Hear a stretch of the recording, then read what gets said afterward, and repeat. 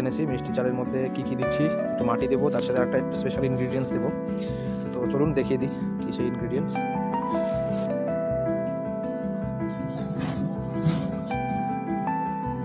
এর মধ্যে এনেছি একটু চিংড়ি ডাস্ট, যেটা হচ্ছে চালের মধ্যে ইউজ করবো।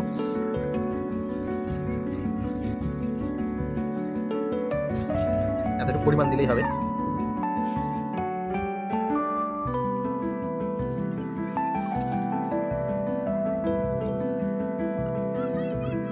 এখানে কিছুটা পরিমাণে পাউরুটি গুঁড়ো করে নিয়েছি, তার মধ্যে এতটা পরিমাণে ময়দা দেবো বাইন্ডিংয়ের জন্য। ময়দা দেওয়া হয়ে গেলে স্পেশাল ইনগ্রিডিয়েন্টস যে চিংড়িটা গুঁড়ো করেছিলাম, সেই গুঁড়ো চিংড়িটা এর মধ্যে দেবো অল্প পরিমাণে, এতটা পরিমাণ নিলেই হবে। অর্ধেক পাউরুটি, একটু ময়দা, চিংড়ির ডাস্ট, সাথে আপনারা দেবেন একটু পরিমাণে মধু।